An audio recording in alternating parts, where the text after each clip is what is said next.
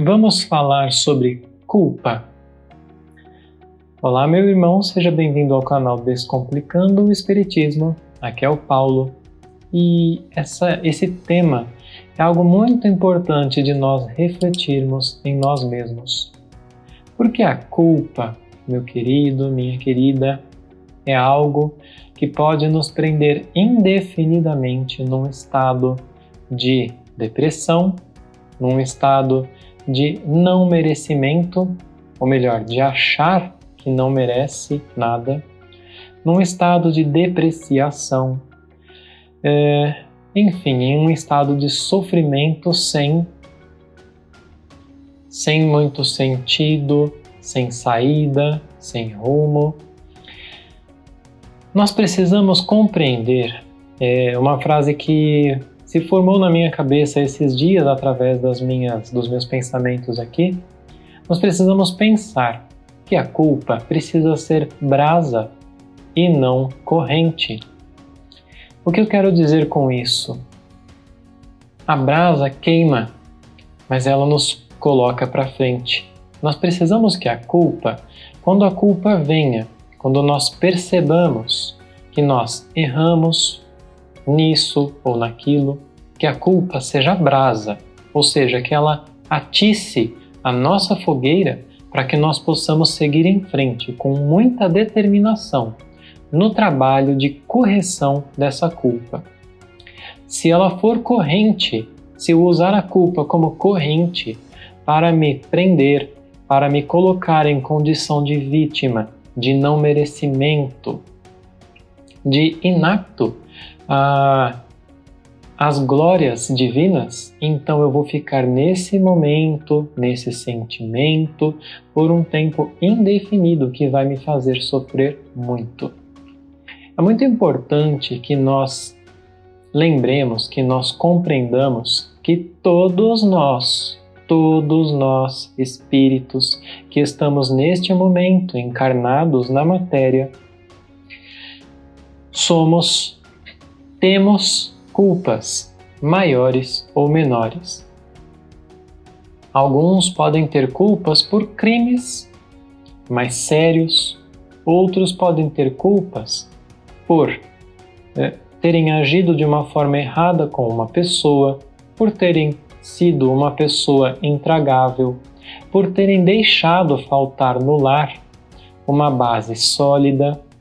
Muitos, por exemplo, pais que começam a ver os seus filhos adolescentes ou mais velhos se desviando de um bom caminho, seguindo por caminhos ruins, se relacionando com pessoas de uma índole não muito boa, ou às vezes até caindo em depressões, em grandes buracos, chegando ao ponto às vezes de se suicidarem, vão ter uma culpa muito grande quando percebem o que faltou.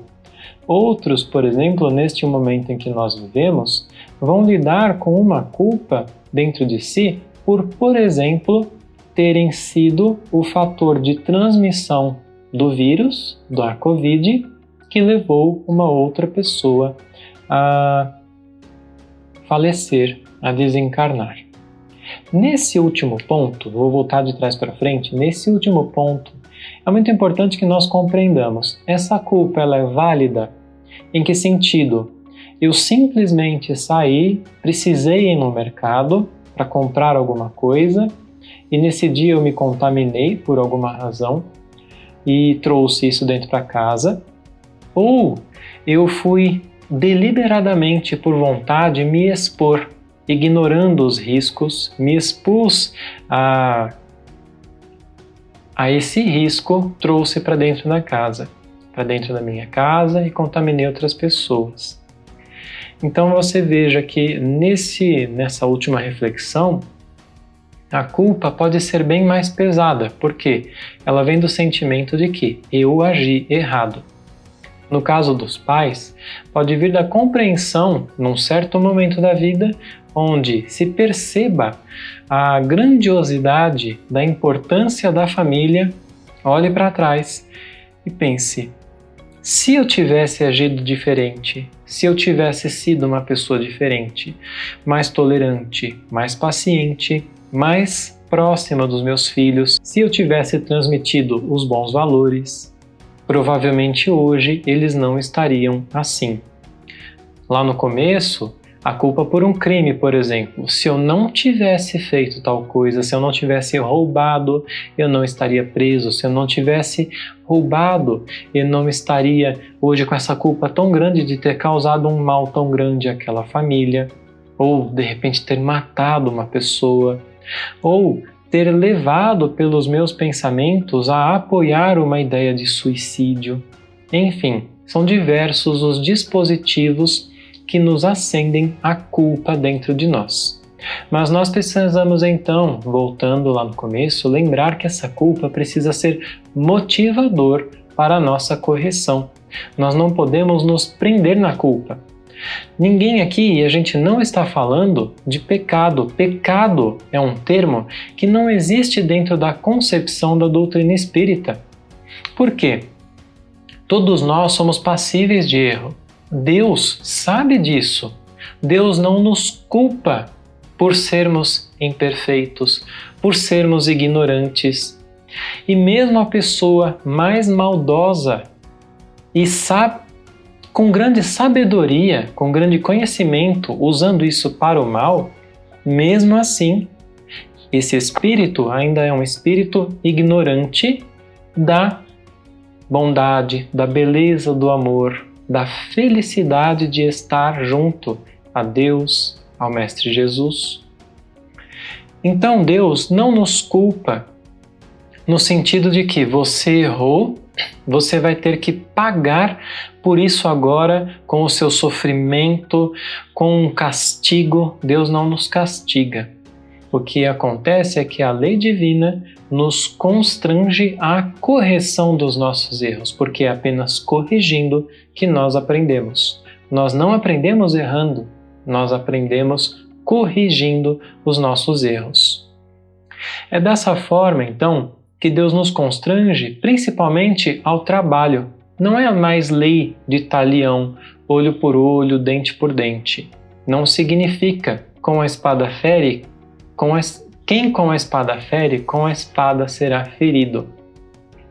Porque muitas vezes a vítima da nossa culpa não está nem mais próxima a nós, muitas vezes já nos perdoou, já passou por isso, ela entendeu, ela disse não, ela era muito melhor do que nós nesse momento, disse não, o que é isso? Deixa quieto, eu não te culpo não, a gente erra, eu sei que você errou também, estava num momento difícil, não tem problema.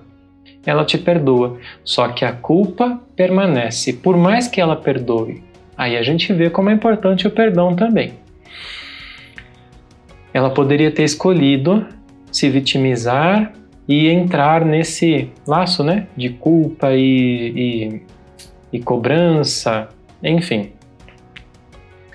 Então, se essa pessoa não está mais próxima a nós, se já nos perdoou, mas a culpa permanece, o que eu vou fazer?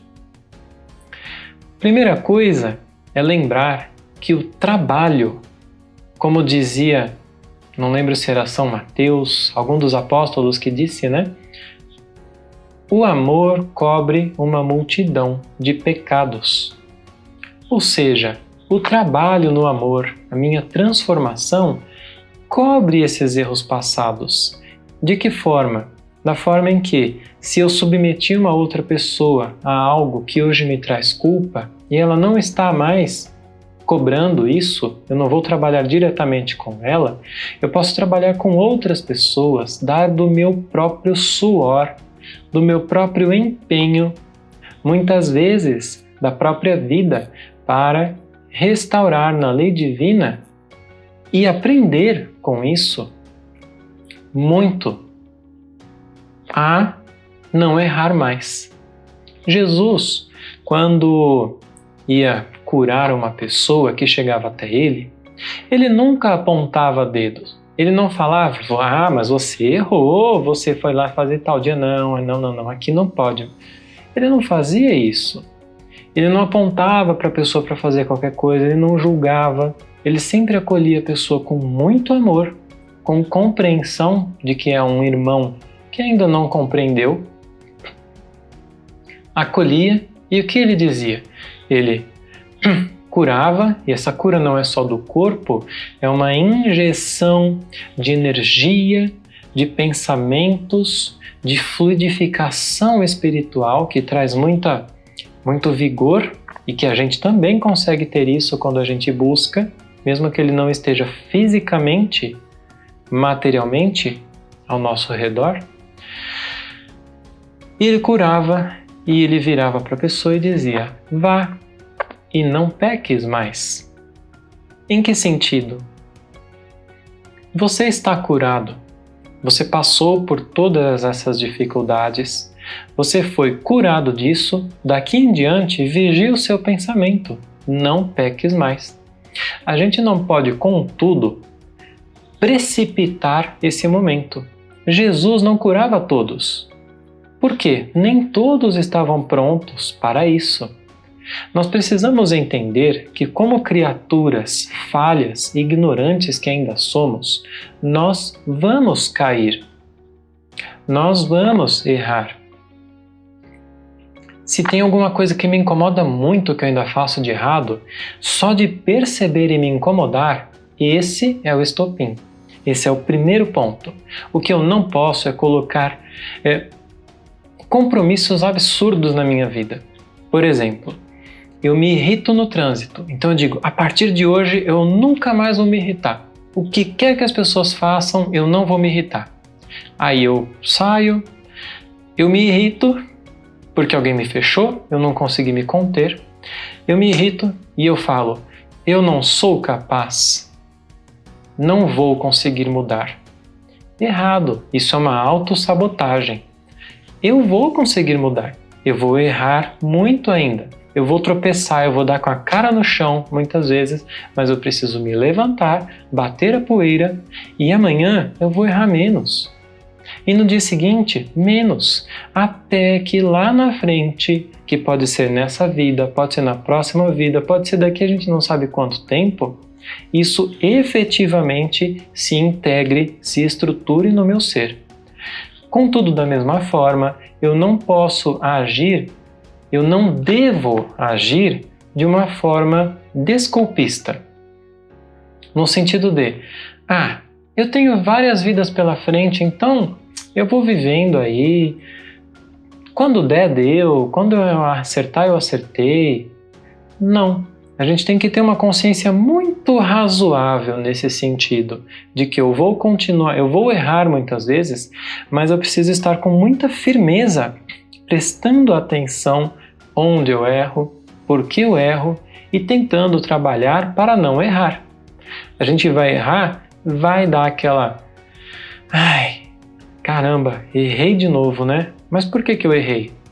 Foi por causa disso, porque eu não prestei atenção naquilo, porque esse pensamento estava comigo. Então eu tenho que começar a vigiar este ponto aqui. Eu preciso começar a analisar antes para não deixar que isso aconteça.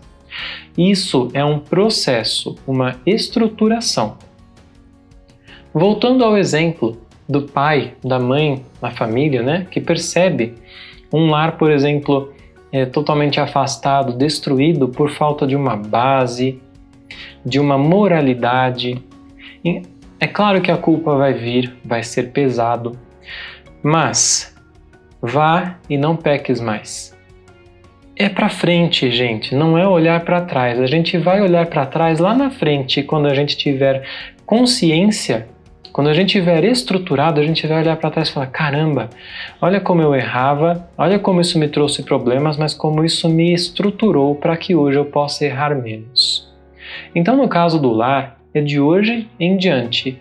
Eu nunca tive uma moralidade dentro do lar, eu nunca me evangelizei, eu nunca busquei o evangelho no lar, não evangelizei meus filhos, hoje eles são, de repente, ateus, não tem problema.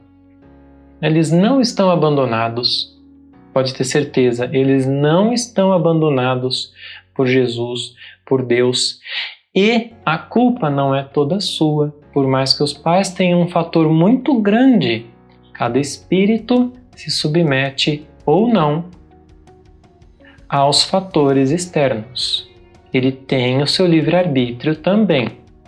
É por isso que existem pessoas que crescem em lares tão complicados e que ao sair dele se transformam para melhor. E o contrário também existe. Portanto, a partir de hoje, faça você a sua própria evangelização. Busque entender, estude, busque bons conteúdos, se estruture, lute diariamente para ser uma pessoa melhor, para ser o verdadeiro cristão.